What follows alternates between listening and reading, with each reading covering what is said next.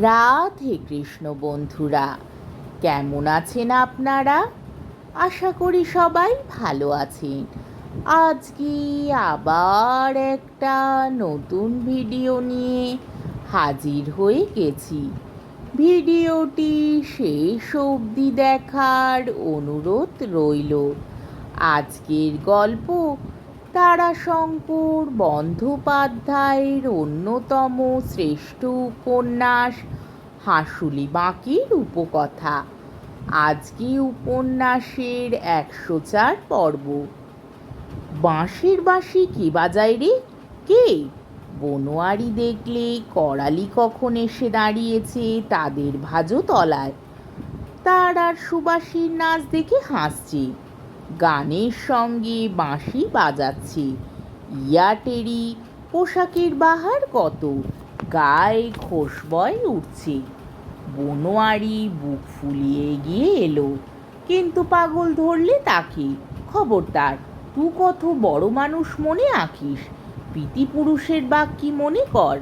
আজ অঙের দিন, চোখ থাকতে দেখো না, কান থাকতে শুনো না, পরাণ যা চায় অমান্যি করো না। লেলে বাজা বাঁশি, করালি বাজা বাঁশি।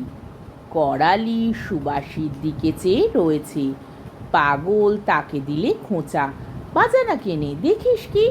সকলে হো হো করে হেসে উঠল। পানা হাসছে সবচেয়ে বেশি। কাঁসার বাসনের আওয়াজের মতো তার ক্ষণক্ষণে আওয়াজের হাসি। সুবাসীও হেসে উঠল খিলখিল করে। সঙ্গে সঙ্গে হাতের কাঁচের চুড়িগুলো ঝুনঝুন করে বাজল।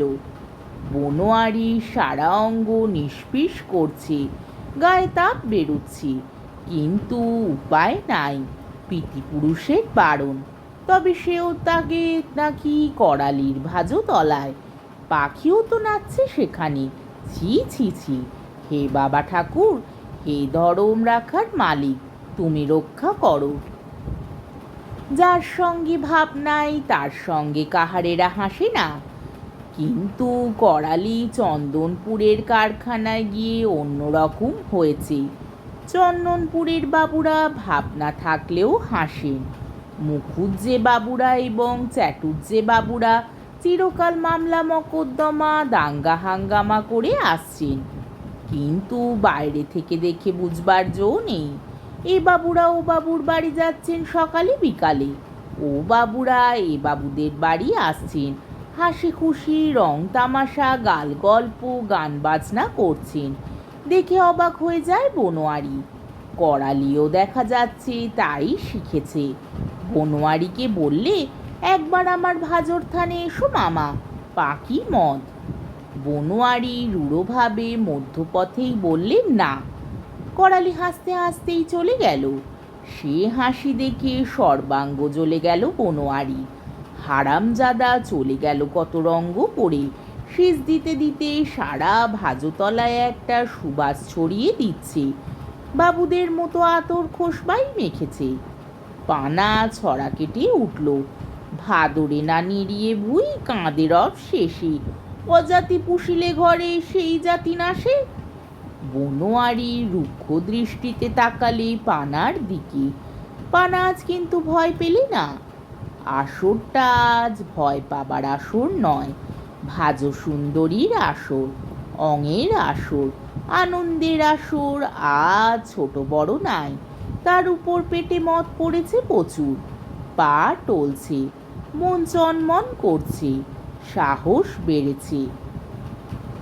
পানা বনোয়ারি রূঢ় দৃষ্টিকে উপেক্ষা করেই বললে, আমার দিকে তাকালে কি হবে বলো? যা তার থাকবে না, অজাত ঢুকেছে ঘরে। বানের জল ঘরে ঢোকালে ঘরের জলও তার সাথে মিলে বেরিয়ে যায়। দেখো কা, করালির আসরে বেবাক ছেলে ছোকরারা উঠে গেছে।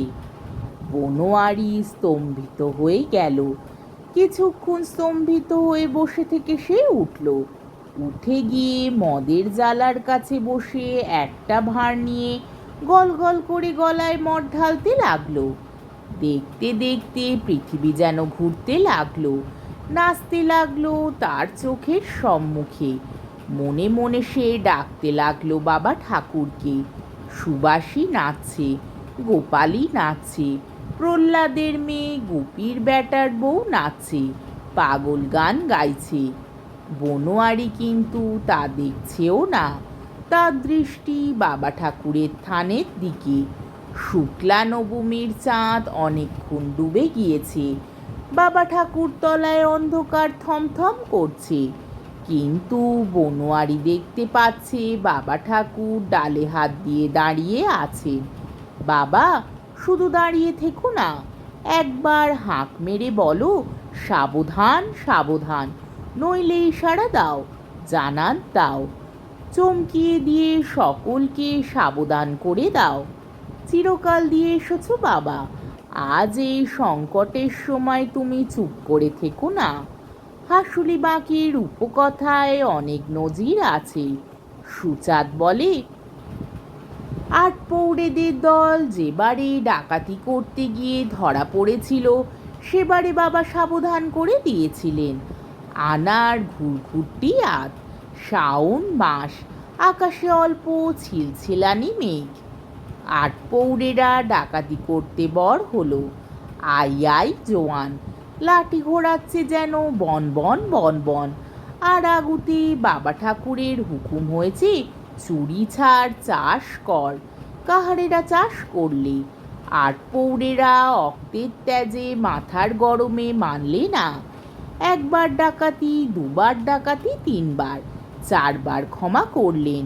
পাঁচবারের বার শাওন মাসে যেই ফের বার হবে, এই দুখানা মাঠ পেরোলছে, অমনি কড়কড় করে বাজ পড়ল বাবার দহের ধারে, শিমুল গাছের পাশে, তাল গাছের মাথায়।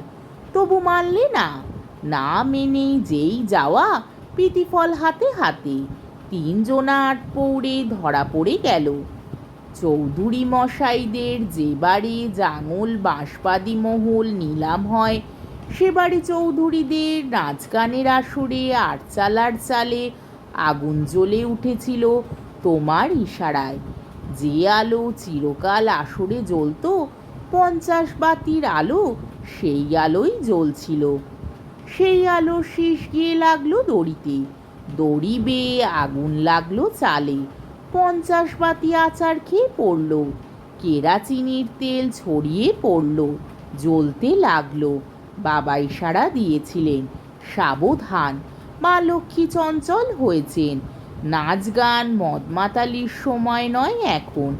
কিন্তু কাকে বলছো, কে শুনছে? চৌধুরীরা শোনে নাই। 6 মাসের মধ্যে নিলাম হয়ে গেল সব। তেমনি করে সাবধান করে দাও, জ্বলে উঠুক করালির ঘরের চাল। নইলে যারা গিয়ে জুটেছে ওই জাতনাশার আসরে, তাদের চালে। আমাদের ভাজর আসরে আজই সাবধান করে দাও বাবা সকলকে। না না বাবা, গায়ের ভেতরে আগুন জ্বেলো না বাবা, তাতে কাজ নাই। গরিবের সর্বনাশ হবে বাবা। গায়ের ধারে তাল গাছের মাথায়, ওই পরমের ঘরের কানাচে, ওই সবচেয়ে উঁচু গাছটার মাথায় বাজ ফেলে দাও। না হয় পরমের ঘরখানা পড়েছে, পরম ফেরার, কালো বউ মরেছে, ওই ঘরটায় আগুন জ্বলে তো জ্বলুক। হ্যাঁ বাবা, তাই জ্বলুক। আজকের পর্বটি এইখানেই শেষ হলো।